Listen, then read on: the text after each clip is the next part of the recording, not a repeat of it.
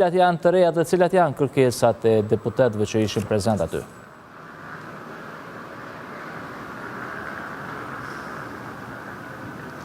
Deputetët e Partisë Demokratike sot ndryshe nga herët të tjera nuk kanë ardhur duar thot në seancën që po improvizojnë bashkë edhe me kolegët e tyre të aleancës. Kësaj here subjekti i drejtuar nga Bedri Hamza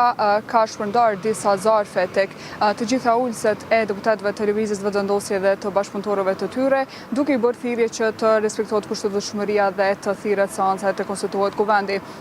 Brenda zarfit, secili prej deputetëve, nëse do të vinte, do të gjente një letër të gjatë në të cilin i bëhet thirrje deputetëve që të respektohet ligji, kushtetuta dhe secili vendim që rrjedh nga kjo gjykatë, derisa bëhet thirrje që të mos vihet asnjë parti, asnjë person përmbi kushtetutën dhe përmbi ligjin. Kështu duke bërë thirrje që të mos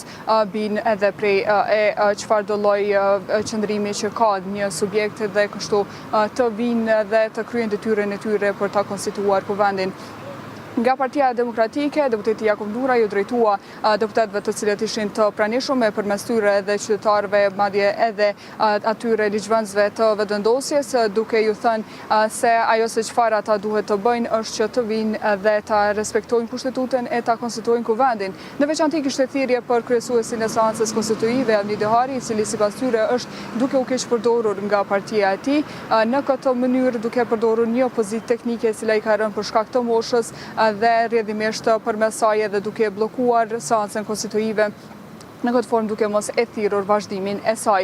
Derisa Albana Bytyqi nga Aleanca, e cila po ashtu mbajti fjalim nga foltorja e kuvendit, tani se as kësaj here nuk e kishin të mundur që të drejtohen përmes mikrofonit të kuvendit, por përmes mikrofonave të televizioneve të cilat është dashur që vetë deputetët i marrin e të qesin në foltore, ju drejtua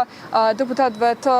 vendosjes, pra kolegëve të betuar edhe të saj, që duhet sa më shpejt të kryhet ky proces për shkak që duhet të miremi drejt për drejt me problemet e qytetarëve, veçanërisht duke përmendur çmimin e lartë të naftës që ka qenë sot edhe është në vazhdimsi të gjithë qytetarët të cilët duhet të furnizohen, kjo krahas edhe problemeve të tjera të cilat përballen qytetarët, derisa që institucionet vazhdojnë të mbesin të bllokuara e as kuvendi konstituar, as qeveria e zgjedhur, por duke vazhduar të qëndrojnë në detyrë, natyrisht që tash e sa muaj është edhe presidenti në detyrë, në këtë rast zonja Haxhiu që ushtron këtë mandat. Jo te zonja Haxhiu, por te qeveria paralajmëruan PDK-ja se do të vazhdojnë të shkojnë çdo ditë sërish për të takuar Kurtin para orarit të tij të punës, pra nga ora 7:30 me synimin që ta gjejnë atë duke hyrë në objekt, tani se nuk e kam pasur këtë rast tash e disa ditë duke bërë këtë, por që paralajmëruan se në fakt këto nuk është se do të kenë fund shpejt nëse nuk institucionet nuk i kthejnë ligjshmërisë. Madje deputetja Bleta Deliu Kodra paralajmëroi se këtyre protestave, këtyre aktiviteteve do të ju bashkohen edhe qytetarë të tjerë me halle të ndryshme, siç ka pasur në vazhdimsi edhe fermer, por ka pasur edhe në këtë rast si sot që kanë qenë pjesëtarë asamblesë të komunave që sipas tyre po përballen me probleme për shkak të qeverisë, derisa nuk përjashtoi mundësinë që të ketë edhe protesta më të gjëra, pra të ketë edhe protesta në rrugë, ani se nuk bëri të ditur se kur mund të pritet një organizim i tillë apo si duhet të jetë një gjë e tillë. Megjithëse tha se do të intensifikohen të gjitha aktivitetet e Partisë Demokratike, kjo natyrisht në rast se Kurti dhe partia e tij vendosje nuk aktivizohet për të kryer punën e tyre dhe për ta konstituuar si fillim kuvendin e për të vazhduar me institucionet e tjera. Duke mos e bërë këtë, Kurti, Burim Ramadani, deputeti i Aleancës, i tha se ajo se çfarë është duke bërë ai dhe të gjithë deputetët e tjerë të zgjedhur që vinë nga subjekti i tij, po ashtu edhe nga ato të cilët janë në bashkëpunim me vendosjen, ata janë duke shkelur si fillim edhe betimin që bën si deputet. Burim Ramadani listoi të gjitha pikat në të cilat sipas tij është duke mos u respektuar vetë betimi për të cilin kanë shkruar dhe janë ngritur në këmbë të gjithë deputetët e krahas tyre edhe ata të lëvizjes vetëvendosje. Kujtojmë se kjo situatë është krejtësi rrjedhoi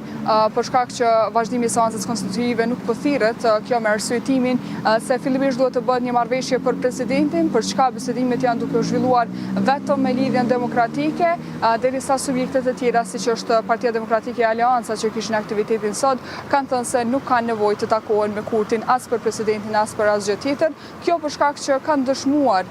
veçanërisht PDK në një takim që ka pasur se këto takime janë një dhe në fakt qëllimin prapa tyre nuk e kanë për ta gjetur një zgjidhje, por vetëm për t'i përdorur dhe për t'i fajsuar më pas për zgjedhjet e reja që mund të vinë. Natyrisht që e gjithë procesi është edhe në pritje të një vendimi që mund të mirret në mes të LDK-s dhe të vendosjes, të cilët kanë thënë se do të shpërndahen për të shkuar në partitë e tyre për të marrë qëndrimet e pjesëtarëve të partive, por edhe të gjithë atyre që mbasi mund të jenë të denjë për të ushtruar postin e presidentit për ta marrë këtë pozitë në formë të ligjshme dhe sipas tyre më pas për të takuar sërish me emra konkret, për çka në këtë drejtim nuk ka pasur asnjë zhvillim. Kjo është e gjithashtu çfarë ndodhi sot në Kuvend,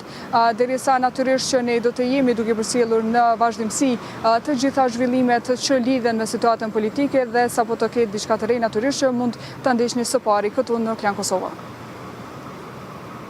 E qartë që Ndresa, faleminderit shumë për këtë paraqitje të drejtë për drejtë, pikërisht atë që ka e them mbi aktivitetin e